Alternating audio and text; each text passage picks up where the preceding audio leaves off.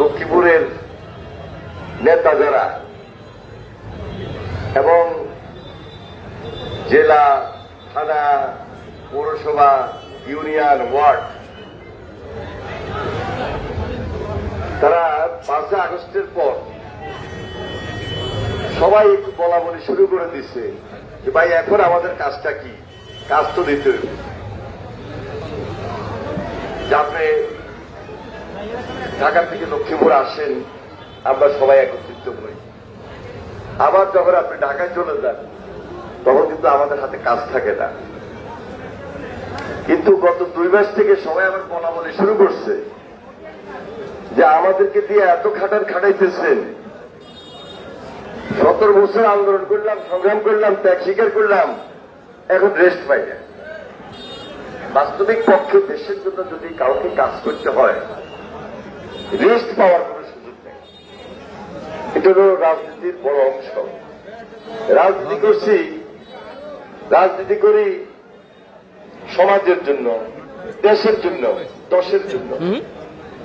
এখানে আমি আপনি রেস্ট দিব,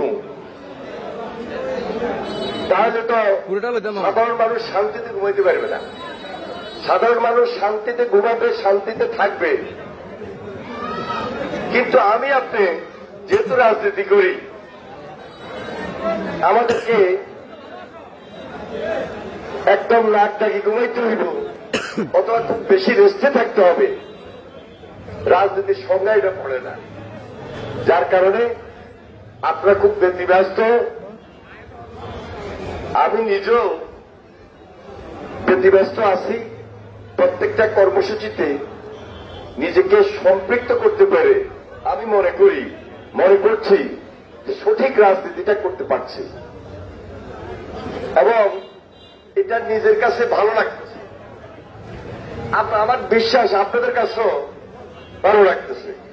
এখানে যারা আছে ম্যাক্সিমাম এরা ছাত্র রাজনীতি করা, ম্যাক্সিমাম ছাত্রদল করে আসা, ছাত্রদল করি। কেউ এখন যুব দলের নেতা, কেউ এখন বিভিন্ন অঙ্গ সংগঠনের নেতা, কেউ এখন বিএনপির দায়িত্বশীল নেতা।